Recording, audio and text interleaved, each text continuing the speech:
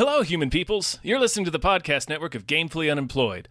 To support us and gain access to great exclusive podcasts like Fox Mulder is a Maniac, Tom and Jeff Watch Batman, Star Trek The Next Futurama, and our latest show, Spiel Boys, head over to patreon.com/gamefullyunemployed. We do game streaming, movie nights with our patrons every Friday night, and you can even commission your own podcast about anything you want. Literally anything, within reason, and we have to do it.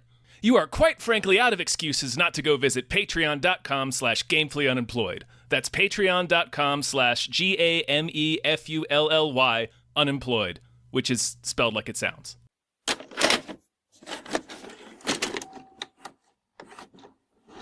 Wet your teeth. Make sure your teeth are wet. You get the best words with wet teeth. You gotta lube the teeth. The wetter your teeth, the better your speech. Yeah. Hi, everyone. Hello, everyone. My name is David Bell. My name is Tom Ryman. And we just watched What If? What if? AKA the F word, depending on the country you are in. Because movies that's are right, weird. yeah. The MPAA is weird. That's who's weird right now. I'm going to give you my number. We should hang out. Yeah. My boyfriend will be worried about what happened to me. So, friends? Yeah, why not? All right. Friends. Is this always how you make friends? Like it's a business deal? Yeah, actually, it's just my style. Okay, it's quite unnerving, but it's good. Where was this called the F word? I don't know. Yeah, I think probably fucking England. Or like Canada, maybe. I ain't Googling it. I just know it was called the F word. And then the MPAA was like, that could mean fuck. And it's like, yeah, but it doesn't. Yeah, that's the joke, man. Yeah. You're right. It's a assholes. Canadian film. It's a Canadian film. Oh, yeah. It takes place in Toronto, right? Yeah, anyway. Yeah. Big thank you to Harris and Millie. Thank you. Harris and Millie were the ones. People are going to notice a pattern with this in the next we just watched. And weirdly enough, they did not coordinate with the future person who made us watch Horns. We're just having a weird Daniel Radcliffe marathon. A real here. Radcliffe weekend for us. Yeah, romantic Radcliffe. But thank you, Harrison Millie. I didn't know this movie fucking existed. It's from the director of Goon. All right. Yeah. It's apparently the first, according to him, it's the first Daniel Radcliffe film that takes place in contemporary reality that he's in, which is kind of funny to me. Is that real? Is that true? I think because if you remember, he got big and then he did like Harry the Woman Potters. in Black. Yeah, they did the Woman in Black, which is like old timey. That's true. Yeah. This is like he was like, it's great to just like get to a set and just get to be like a regular person, not have to do a bunch of bullshit. And I can understand that. This is a romantic comedy. It is, Dave. It is. Because there's smooches and chuckles. Yeah. And it also has Adam Driver in there. It sure does. Playing a real Adam Driver type character. I know. It's of a time. It came out in 2013. It feels like it takes place earlier. Like he has an iPhone 1. Yeah. Did I see that? Yeah. So it felt like it gave me like me in my 20s vibes, like the fridge magnets. That was like, oh my God. Right. Fridge magnet right. art, This is poetry. This is like feels like Perks of Being a Wallflower, Garden State. Yeah. Type era. Is Canada Nick and Nora's Infinite Playlist. Is Canada a little bit behind? They're like 10 years behind permanently. Yeah. Like Nebraska is 2 years behind in South Park. Exactly. Yeah. Maybe, I don't know. Movie? I actually really liked this movie. I thought it was pretty damn charming. Yeah, me too. I want to talk about why this movie's good because I think it is a good movie.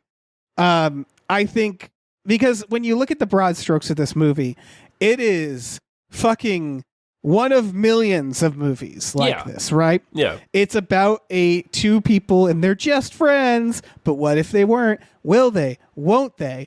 There's the other guy, the boyfriend, who's a dick. There's the friend, funny friend. He's a little bit of a dick. I appreciated them not making them go maximum dick. Exactly. That's what makes this unique, I thought. Because like it has all the pieces, right? But it does it a bit like, differently. A bit like Sleepless in Seattle in that way, where Meg Ryan is with Bill Pullman, and he's a bit of a magoo, but he's a really good guy. So it's not, they don't do the easy tropey thing where it's like, oh, well, her boyfriend's a scumbag. Like, well, then why is she dating him? Yeah. But this could be any film, like Right. plot-wise. This Sure. could be an Adam Sure. Sandler film. Yeah, of this course. is a million films. This is the plot But this- of not most, but more than half romantic comedies, I'm willing to bet, have a plot that's very similar to this. Right. And it's got all the ingredients, and in fact, it has still all the beats where it's like the airport shit and like the, is she going to leave? Is she going to pursue her career? Is he going to chase her somewhere?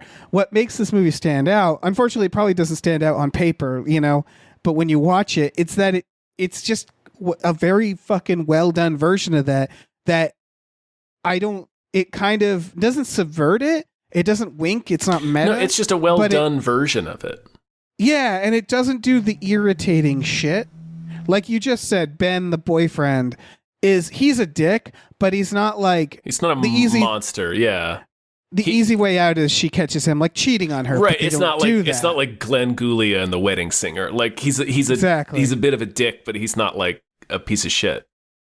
Yeah, I do wish he was nicer, honestly, because I think the one thing is like they've been together 5 years, and it doesn't feel like you don't feel that as much with their relationship. No, not really. That's generally a problem in romantic comedies with this setup that I've seen is they really sort of have to paint the existing relationship in very broad strokes.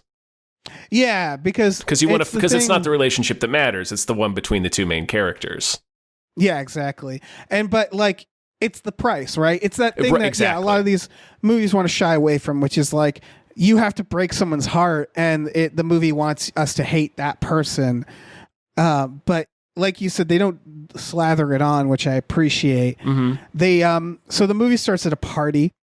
There's the fridge magnet poetry art that people our age probably remember. I really liked the party vibes. Again, it really gave me that like, oh, I'm in my 20s. Yeah, this is a real like 2002 ass party. Yeah. They do like the kind of the flirty romantic dialogue, which I thought it was good. It builds like in the first 15 minutes, you kind of like both of them and you want them to get together. Exactly. That's one of the things I wanted to say, make sure we mention is the fact that the script is really good, I think. I think the dialogue is really well written, generally well written, and all the performances are really good. Like the four main characters, where it's Daniel Radcliffe, Zoe Kazan, Adam Driver, obviously, and then he hooks up with Mackenzie Davis at one point, and then just ends up marrying her, and they're just a great couple for the entire movie. Yeah, it's wonderful. Everybody's so freaking charming, and it's well written enough that there's never a moment that I didn't feel like something felt inauthentic, if that makes sense. Oh yeah, but it's also funny in a way where it's like they don't miss an opportunity. Like what I like is like they're flirting at the party. It's charming. They're funny, not too funny. They're not like, they don't all feel like they're the writer. You know what I mean? Yeah. But they do a lot of good stuff. Like the part where they cut into them walking down the street after the party, and you just hear the tail end of the conversation. It's Daniel Radcliffe going, "Oh yeah, I read in the tabloids he's a cannibal and she faked Parkinson's," and then they like move on, and you're like, "Wait, what?" Like it's shit like that where they add in these like really funny little like almost like surreal pieces of dialogue that don't quite take you out because they all seem like. It's how they show how the characters are like vibing or like connecting. Yeah, right? Exactly. It's you find yourself in these weird conversations that, free of context, are like, what the hell are these people talking about? But you're on just the characters are on just such a wavelength together that's how you get to that point, and that's how friendships and relationships work. Right, and it's like you start to feel like you're in on their jokes. You're in on this friend group. Like I love that. They keep meeting up at like low level sporting events, and it's a fun through line for Adam Driver. Adam Driver's at a karate tournament at first, a youth karate tournament, a youth karate tournament, and they're like yelling and heckling, and then they have beer. Mackenzie Davis shows up with beer, and he's like, "Where did you get beer at a youth karate tournament?" Yeah, and like stuff like that is like. It's quirky, and it's not quite reality, but it's perfect in a way where it's like it's also not completely unrealistic. Like it's the perfect like mix of dirtbag friends. Yeah. Where We knew everybody had a friend that was a version of Adam Driver. If you weren't that friend yourself, and I think we all kind of were the Adam Driver at some point in our 20s. Where he's just But like the other thing that when I said the movie never really felt inauthentic to me is a big problem in romantic comedies is obviously you have to have like an end of Act 2 moment. You have to have a moment where there's like trouble in paradise or whatever, where there's something happens where the two eventual lovebirds are mad at each other. Something happens. The relationship is in jeopardy. And it's oftentimes that's a really tricky thing to pull off because it has to be either so sitcom-y where it's about like a miscommunication or a misunderstanding. It's not what it looks like. Right. It's like, Or it has to be something where it's like, well, there's no, like, it makes you angry with one of the characters for interpreting an interaction in a certain way. I think this movie felt real in what the conflict is. Did you feel the same? Yeah, no. What it does is, so it takes all the, like, again, it takes some of the tropes and it grounds it, in my opinion. Where, like, for example, later in the film, Adam Driver's character and his, I think not wife yet, fiance. Yeah, it's they all go Davis. they go to the beach with Daniel Radcliffe and fucking Zoe Kazan. Zoe Kazan, yeah. They go in the water, and then Radcliffe and Zoe Kazan go in the water. Then when they come back, their clothes are stolen, and then their dirtbag friends, it turns out, left them a single sleeping bag, stole their clothes, and took the car. And that's something that would be in a romantic comedy movie where it's like, oh, the friends forced them to basically kind of force them it. And normally that would be they would use it as a romantic scene. In this movie, they make it a fucking nightmare. Because that's what it would actually be. Yeah. And they are pissed at their friends. They have a terrible night. Nothing happens. And it's perfect because the idea is like they took away their agency. Yeah. They fucking like they were trying to shove them together. Exactly. And they made it a problem because at that point they're still kind of like a little flirty and they haven't confronted it. And so like by trying to force the issue, it's still a real delicate situation between them, even though they're not really they're not like you're saying, they haven't confronted it yet. I've had lesser versions of this happen where a friend would be like, why don't you two hook up, thinking they're like doing a favor. Yeah. And it's like, well, now you just made it impossible. And it's awful. Yeah. It's a terrible night for the both of you. Yeah. Because it's like, let me fucking facilitate this process with this person. Don't try to act like your matchmaker. Right. And they do exactly that. It's shit like that where it's like they do the trope, but then they do it in a way that you're like, yeah, that's the actual way. Right. That's the way you would respond to that. Yeah. And so, like you said, like there's always these moments where in a romantic comedy they have to act like assholes. And in this one, it's like people overreacting, but then sort of immediately kind of admitting it. Being aware of it. And I think overreacting in not hugely over the top ways and in ways that I felt like were kind of understandable. Yeah. Because like a good, I'm sorry, go ahead. No, you go. The big moment is when Radcliffe sits down with her and finally admits how he feels about about Zoe Kazan.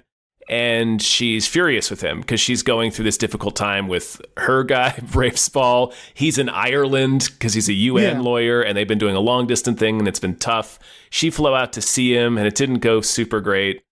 And she's thinking about taking this other job in Taiwan. So she's about to uproot her whole life. And she's kind of spinning around and wanted to talk to him about that. And he sits down and he's like, yeah, I flew out to Ireland to try to meet you. And then Ben, Rafe Spall, punched me in the face. And anyway, I've been in love with you pretty much since the moment I met you. And she gets fucking pissed at him. And she acts like she treats it like she feels betrayed by it, right? Because and it's also fucking weird that he flew to Dublin. It's weird, right? It's crossing a line. It's a boundary thing. And she wanted a friend in this moment. And he's like, this is my... So it's like, you like them both and but it's also completely understandable why this interaction would go as shittily as it did. they're setting it up like, and this is what a good romantic comedy does. It's a tragedy first, right? Right, exactly. The third act becomes like right before the third act or right into the third act. It's a tragedy where it creates this near miss, where it's like, oh, this thing that could have happened between these two people if circumstances were just slightly different. And that's what they create, where it's like they're both just they missed each other essentially. Yeah, they're perfect for each other. Yeah, but then their vibes misalign essentially, where he does a thing that's like a gesture that doesn't quite work out, and then it's weird after the fact, and she's in the wrong.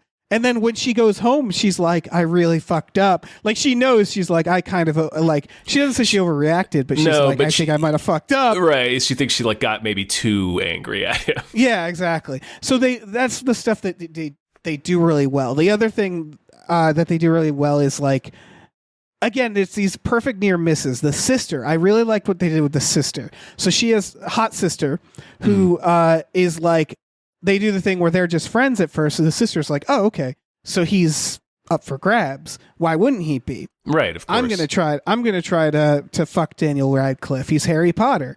And so she's doing a thing where she's trying to be into it, and then at Adam Driver's wedding, she tries to hook up, and he's like not into it, but he realizes via a very fun fantasy that like if this happens, it's completely closing the door. Yeah, that door is closed forever if you have sex with Zoe Kazan's sister. So he rejects her, and she gets really mad and drives off, kicks him out of the car, and I believe drunk drives away. Then you do the next day. So this is where it's like, oh no, is it going to be an Adam Sandler film? I'm going to keep using Adam Sandler because Adam Sandler films tend to do the most low-hanging romantic this comedy happens stuff. in The Wedding Singer as well. Yeah. So she turns and goes, he's a real creep. He came on to me, and he was like really handsy, and you're like, no, don't. This is such an awful conflict. And then she's like, yeah, and the cops came, and he shot all the cops. And then you realize like, yeah, she's only half serious, and then it's very clear that like, they know that like, okay, yeah, he's still fine. Like it's that where they introduce this concept of like, oh no, is she gonna like turn her on Daniel Radcliffe? But then you realize it's just two sisters kind of fooling around, and then she's like, yeah, I actually really embarrassed myself in front of him. Yeah, and she takes it away. It's like they're acknowledging the trope. Exactly, but without doing it too winkingly. Right. And then later when he's talking to her when she goes to Dublin to see Ben, the sister's in the apartment, she's in a towel, and she's like, it's never going to happen. You need to fucking end this. And you think like, oh no, are they going to fuck here? And then they don't. And so they keep doing the thing where you can see the bad decisions that in a lesser like romantic comedy, the character would make to create conflict. Right. Like a less grounded movie where right. Yeah. They seemingly do some of these things just to create conflict. Right. Like there's no reason for the sister to be getting out of the shower in a towel. If not for you to thinking like, oh no, is this going to be a sex thing? Yeah. They wanted to put that in your mind when they did that scene for certain, because I thought that as well. I went through the same experience you did, and I'm sure a lot of people probably did that because I'm certain that was their intent. Yeah. So the movie is very good at like these subtle little moments. I like just little things that you like. Again, in the first 12 minutes, you like both characters and you want them to get together. And there's a lot of that comes from like a lot of their dialogue. It reminded me of something like Dante and Randall in Clerks, where different style. But like they'll talk about like pickles, and she's like, I hate pickles. It's like embalming. And they're doing this back and forth where you're like, they're bouncing off each other in a way that you're like, oh, I love it. I love them together. They have great charisma. Yeah, right? And then what I also like is that they show that charisma exists between them and the other couple, between Adam Driver and Mackenzie Davis. So it's like it's like showing that this is an authentic thing for them all, if that makes sense. Exactly, and this is where they belong. Exactly, and they do a good job. Yes. With little things like she goes to be with Ben and she tries to tell like the same silly fucking conversational joke about Cool Whip with them, and they do a good job with that where they don't like snub her. They're just They not try to as play good along. Yeah, right, exactly. They're just not all They're not vibing, and they're not like the same kind of personality type. They're just not the same. It's not the same. They're not bad people. Yeah, they again, it's the like when nobody is two dimensional. Ben's a little bit. Ben is a little bit, yeah. But then they add in these fun little nightmares with them, like the Ben scene. The first time he meets Ben. He's chopping vegetables, talking to him, and then injects a conversation about, "Are you trying to fuck my girlfriend?" within the conversation. Yeah. And then you're like, okay. And then he just burns his idiot eye, and then he falls out a window. Which is like a tremendous offer in this film, where it's probably the most unrealistic the film gets. Right, it's the hugest it gets, and that's pretty huge. Yeah. But it's this balance because, again, it's the person behind Goon. So there's this like balance of like, then he's in the ambulance and he's like, oh God, because they're like numbing him. And he's like, what if I shit myself? And then the paramedic just adds, Gives me surprise how often that happens. Yeah. Worst part of my job. There is a bit of surreal, like there's like Zoe Kazan is an animator and she does a lot of paper crafts. There's a lot of paper craft daydreaming in this. And then there's also like... You described earlier with the kind of the fun little sort of not daydream, but like vision that he has when Zoe Kazan appears to him. It's like, okay, well, if you have sex with my sister, you understand that this is never going to happen, right? Yeah, there's a heightened reality. Yeah, exactly. Even though the characters do mostly behave very groundedly in a way that was really cool. That's kind of what it is. Like Nick and Nora, you mentioned. Nick and Nora is a little bit similar, yeah. Where it's like there's a little heightened reality. It's a little hipstery, but not really, honestly. Not as much as you would have expected for that movie, but that's movie, a different podcast. Yeah, but this movie too isn't that twee. Like it's not nearly the tweeness that you'd expect. It probably seems twee as shit in a lot of the places we're describing, but it really isn't as much as you would expect. The humor is more dumb. Yeah. And they understand, like they do, again, all the beats, they do these very little pushes with the characters that all feel very grounded, while like their dialogue and their actions are just a little fucking over the top. Right. Silly, There's I wouldn't say the gags are dumb. They're just not trying to be, I just said what I was going to say. They're just not jokes that are trying to dazzle you with how clever they are. They're just gags. Yeah. The only character I flagged, honestly, was his boss. Was a little too clever. His boss, when he talks to him in one scene. Oh, yeah. When he wants him to rewrite the technical manual. Yeah, like I felt like it needed to just be their little friend group. And like, that was the only part that made me go like, right, because that's more of that's the whole idea of like, this is where you belong. And that's where that spark is for them, just for them as people and not just for them as a couple. So that was kind of what like the movie was saying. Yeah, I felt like that was the one part. I love the Adam Driver arguing. I think this is at the karate tournament, him arguing that you can eat your poop once, but not twice. Right, it's right. Because it's super toxic when you poop it back out. Yeah. One's fine. Yeah. I like the wingman line later, which says, you wanted me to go tell her you have 6 nipples. Like, yeah, please do. But actually, you know what? You know what? It'll actually be better if she hears it from me. Yeah. He walks over there. There's a lot of like fun little exchanges like that. There's little gags in there. Yeah, again, it's the exact same species, I want to say, as an Adam Sandler romantic film, where it's like, okay, we have comedy, but his comedy is always, and nothing against, like, I like The Wedding Singer. I like a lot of Adam Sandler films. Oh yeah, I really like The Wedding Singer, actually. Are always so much louder with this stuff. Mm-hmm. Where it's like it's a more heightened reality and the characters act even more unrealistic. Right, yeah. Because that's the Sandman. Yeah, and it's a very weird comparison because these films are nothing alike. They just have a like where it's like a zany friend, romantic comedy. It has the same components. Yeah, they're a little similar, like this and Wedding Singer. Yeah. But yeah. But there's just they do just a damn good job at like kind of I don't know, navigating that stuff. Like when he gets mad at Adam Driver, it's not like a big stupid thing. They just hang out again later. Right, and it's resolved. But in the scene where it's like a genuine it's like a genuine apology scene. But yeah, he's also, what is he watching? He's heckling like old people playing weird what is that called? It's like old it's on the tip of my brain. It's with roll balls into other balls. Fuck. Anyway, they're playing that. And he's just, he has just beer and he's just sitting on a bench, like heckling them. Yeah. Just alone. But like that scene is like a genuine like apology scene that probably a lot of us have been through, where it's like you're either the one apologizing or it's one of your friends, but you did something fucked up and stupid, and you're like, it's not. They don't make a huge deal out of it, but like it's still, you still feel the emotion of it. Like it's not like a big, huge emotional blow up, but it's still like you still feel it, if that makes sense. Like.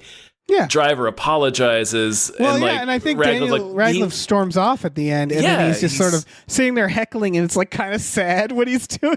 Right? Yeah, exactly. It's like less funny. It seems a little bit more pathetic. They do. Yeah. Yeah. Again, really light touches. I really liked what they did with the sister, for example, because he has this nephew, and he's living in his sister's attic. Radcliffe's sister. Yeah. Yeah, and they do a cute scene where she goes out on a date, and then then it's just him and the kid watching The Thing, and he keeps going, "Close your eyes," and the kid's like, "Sure," and like not closing his eyes, not moving at all. Yeah, it's like, and okay, you can open them again. Yeah, and the sister comes home, and she basically said, like, if it's a good date, I'll be back at midnight. If it's a bad date, I'll be back at 8. She comes home, it's clearly earlier. She sighs, she gets some ice cream, she just sits down and watches the movie, and like, oh, that was a bad date, right? Mm-hmm. Yeah, it didn't go well. And so they do this nice little mini arc where like then there's like 3 pieces. That then the nephew being like, I want to talk to you, and he's like, not now, my life is fucked. And then the sister confronting him and being like, you can't do that. He's the only fucking father figure you have. And then within that fight, she chokes on the sandwich she's eating because she's yelling at him while eating the sandwich. Right, and he Heimlichs her, and then she keeps eating the sandwich. and it undercuts it in a non-meta way that I thought worked, where it's like the fight is genuine, but it's still a little funny, and that also serves this purpose of grounding him, which I realized was a part of this, where like the movie is trying to create a dilemma that doesn't feel solvable at first, right? Mm-hmm. Like she has this Taiwan thing where it's like they do this thing where like this guy gets a promotion over her. And then you learn, like, no, she turned down the promotion. She got offered it first, but didn't want it because it was, she wanted to just be an animator and didn't want to have all that managerial responsibility, which I get. Yep. Yeah. Oh, another thing about this movie that I like is it's equally from both of their perspectives. That's important. Yes, right? 100%. They are co-leads. Yep. And it's kind of more from his perspective because we do start with him. So I think we're just kind of by that token, just sort of anchored to him. But I think it is genuinely like evenly split between the two of them.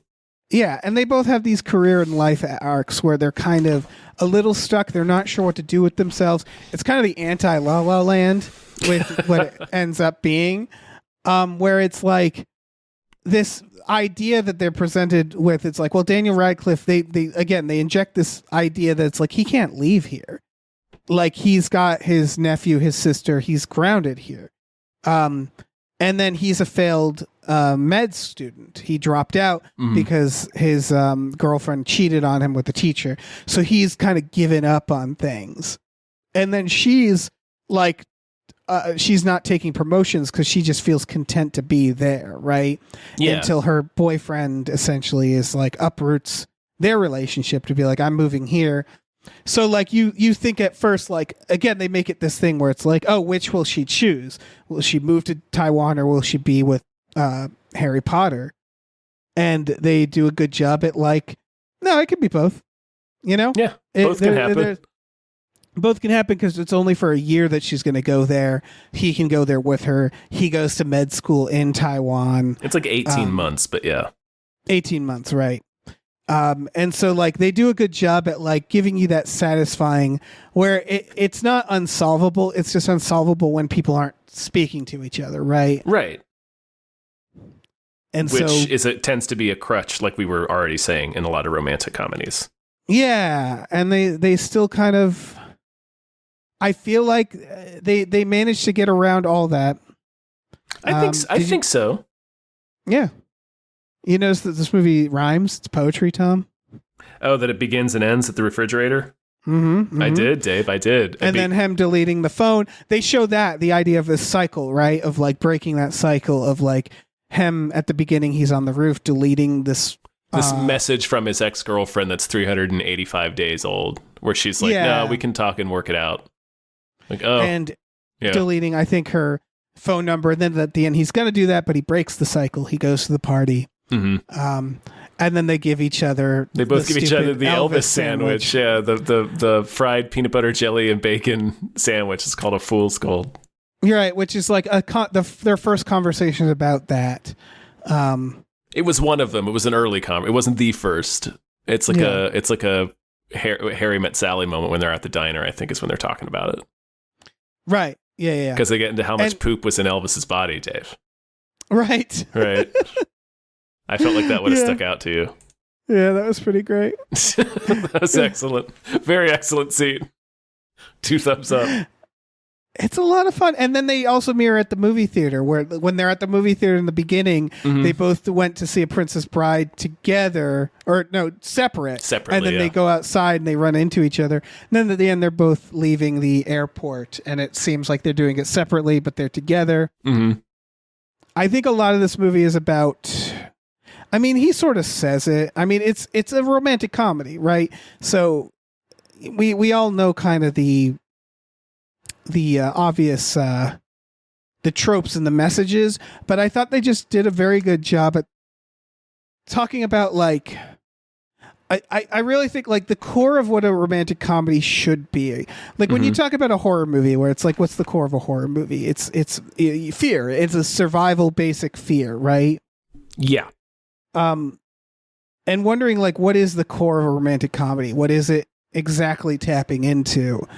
And I think there's some element where it's tapping into like the chaos of the world and seizing moments as they come, right? That's the whole thing, right? Every romantic regret is about someone who you saw at a party and you didn't like go through with in the midst, or you didn't pick up on the flirtations, and it's always about like, what if this could have happened? I mean, that's the name of the fucking movie. It's one name of it, it's American name, but yeah, you're right. Yeah. It's sort of about like the moments, like the stillness in the chaos, as it were.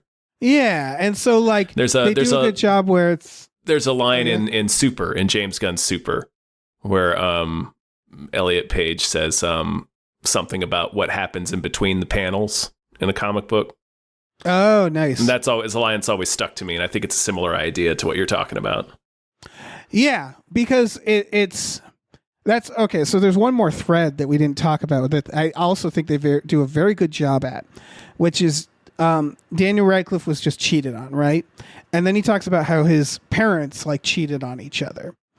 Yeah, they were both very successful surgeons, and they were a disaster as a married couple. Yeah, and that's why when he walked in on his girlfriend cheating on him, he was like, and then I just saw my future with my parents. He panicked, yeah, so he dropped out of med school. Zoe Kazan's thing is her mother died. I forget if there was... She had some... I guess she's just in a relationship, but that's part of it. So there's this idea of like Adam Driver's character. They both... These 4 people, they meet each other at a party, right? Or these 2 couples. And they show like 2 versions, right? Where the other couple, she's also dating someone, but she basically just cheats on this person. They get immediately, married. Yeah, without even thinking about it. She notices the connection and just takes the chance right away. Yeah, so the idea is that they're like the alternate version, where it's like they immediately seize the opportunity, and we watch them just like speed through a relationship, and it goes great. But they don't care who they hurt along the way is the idea. They're just like bulls just charging through the situation. Whereas like, I think the idea for the other 2 is they've seen the pain those things cause. And there is a scene, right, where Adam Driver says like, we're not unaware of that. Like we've been hurt, you know? Yeah. But that's sort of the feeling is like when they steal the clothes and stuff, they're like, come on, just do it. And it's like, fuck you. We have to consider other lives. And I think that's why they introduce stuff like the sister and Ben and stuff where it's like, we're just not going to fuck everybody over. Yeah. Yeah, there's a line that Driver says where he's it's when Radcliffe is, I forget, it's one scene that they're having where he's talking about how he got cheated on and how it like, and what happened with his parents and how that's sort of like kind of affected his worldview. And then he says to Driver something like, well, I mean, when you guys got together, like she cheated on her boyfriend. And it's like, yeah, well, we ended up married. When she said it worked out in the end, like doesn't that make it okay? And then Radcliffe's like, well, no, that just means you're okay with marrying somebody who's okay with cheating. And he's like, all right, hold on, pal. Right. But it's like, you don't know, like what, it's like, you're not the only person who's ever had been hurt. And he says like her ex-boyfriend was a dick. And it's in that moment, you're like, oh, right.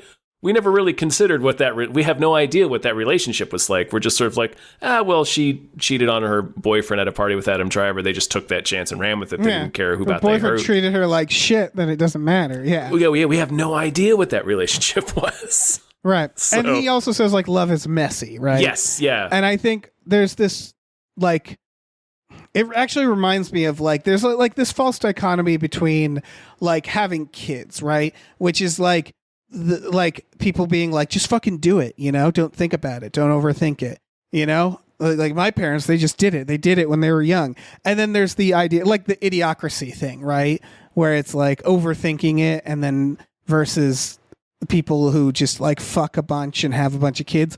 And I do think that's a false dichotomy where it's like it's not one or the other. There are ways, it's an emotional decision, and that's sort of what's going on here, where it's like at first it feels that way, where it's like they're thinking about it so much, where it's like they keep giving them these opportunities where you do the scenes, the changing room, the beach, where you're like, just fucking do it already, you know. Oh yeah, the changing room I forgot about. Right, but the changing room's a good example where she's like, don't look, I'm stuck in this dress. And it's like neither of them want to betray the other's trust.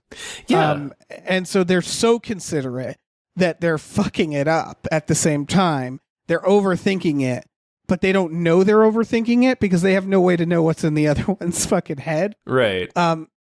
And it just turns into a good, like, it's that good romantic tension. It's a good romantically tense scene, for sure. But I do like that they are kind of held back by this philosophy, which isn't necessarily bad, and they implant it in them very well, which is like, I don't want to be the other guy or the other girl. Like, I don't want to be the one, I don't want to cause that pain. I don't think my happiness is worth causing more pain, even to someone like Ben, who's a dick. It shouldn't come at the expense of somebody else's. Yeah, that's why I wish Ben was that's why I wish they made Ben a little more likable, where you're like she has to just do it. Like she has to do the hard thing. You know what I mean? Like, because that creates that dilemma a little more. Right. Yeah. It would have been, I would have appreciated that. I honestly, at one point during this movie, maybe this is a crazy thought. Like part of me was like, maybe they shouldn't end up together. Like maybe that would be a good lesson. That's what was good about this is they do that work where Daniel Radcliffe's like, he's not scummy, but he's very self-loathing in a way where it's like, you also think like, I don't know, man, let it go. Yeah, just move on. They do a good job at making them so compatible that you don't quite want that. But part of me was thinking also, it's not an easy thing to do. I mean, it's the adult responsible thing to do. It's hard. It's a hard thing to do. The movie was messy enough that you did think, like I did at certain points, of like, maybe they won't get together. Yeah. Like it could be a fucking, it's a bad comparison, but a Lost in Translation, which isn't, exactly, the ending is more complicated for that movie because one of them's fucking Bill Murray and the other one's Scarlett Johansson. Right. But I do still like had the way that feeling of like, what if, Lost in Translation ended perfectly where it should have ended. Yeah. But you know what I mean? Where I thought like, maybe it'll be more messy than that, which is like we had this moment and that moment's gone. And that's that. Because the movie's called What If, which honestly I think is actually the better title than the F word, considering everything we're talking about. Yeah. Because the whole movie, again, is about this chaos, them seeing each other at a party, and then he finds out that she has a boyfriend at that. And that's when he does kind of the dick thing where he's like, okay, not interested in this person. Which is a dick thing, but it's also honest, right? It's honest. Like, I wouldn't really call it a dick thing. I mean, well, it is a little bit, but he's being honest because he's like, well, I was romantically interested in her. That colored that whole experience. So he just loses her number, and then they happen to run into each other again later. it's more of a dick to himself, because it's like, honestly, I've had very rich friendships with people that I might have at first been flirting with, or like wanted, you know what I mean? Like that, yeah, sure, that of shit course. happens. Of course. That happens all the time. Like you meet people and then over time you're like, oh man, no, what was I thinking? You know, you get over it. You get over it and you gain a friend. That happens to all sorts of people. Sure. So like for me, I was like, oh, you asshole. You know, like it's that where it's like, it's like a dick move again, like to himself, where it's like, it's possible to gain a friend here. But the point being that then he gets a second opportunity. They run into each other again. So it's this idea of like, fate keeps pushing them together in this chaos, and then they're just overthinking it within it, and it's like your window is fucking going. And it's not even really. And so at some point you have to make the leap. You know, you have to if you want that to happen. Yeah. And so like they do a good job with that, where it's like this fucking racing the clock situation, right? Mm-hmm. Where it's like, I understand being strategic and not like, because the idea is also like, he says to Adam Driver, like, what if I do this? And he's like, well, then she might resent you for this. Like they go through the options, right? That's a really funny scene where he's trying to give him advice. Like, okay, so I can either be sleazy or pathetic, or I forget what the other one was. Right. Because at first he's like, well, what if I just go for it? And he's like, well, she'll either reject you. That's the other one. Conniving. Sleazy, conniving, or pathetic. Yeah, she'll reject you, or she'll be into it, but then she'll resent. She won't want to date you because you broke up her and Ben. And then he's like, okay, what's the other? And he's like, well, you could be her friend and just slowly give her bad advice so that Ben and her naturally break up, and then you move in. And that's like the sleazy or the conniving one. So it could be conniving. Yeah, and he's like, what's the final thing? He's like, or you can just sit around and wait, and maybe they break up, maybe they don't, and then you're just forever fucking looking in the window, which is pathetic. And so it feels like it is all of those, like the movie does a good job at the beginning of presenting it that way, where like, I mean, we've been in the world long enough that we know that there's more options, right? But they do a good job at like setting that up so the characters feel like that's his options, right? Right. They do address like two more at the end of the scene. I forget. One of them is Driver just says, well, there is always option number 5, which is you just move on. You just move on. Yeah. And I don't know. I do wish they kind of played with that a little more, because I think they've chose the right age. Apparently, originally this was cast with older actors. Oh, okay. And I'm glad they didn't do that. One, because I believe one of them was going to be Casey Affleck. So, you know. Oh dear. Different movie. Let's not do that. Yeah. And so, but also because I feel like the dilemma they created is very early 20s. Yeah, it's very much when like your life is starting and you're not sure if you want to. Yeah, it's things are starting to go into motion. You don't know where you want to set down your anchor. You don't know.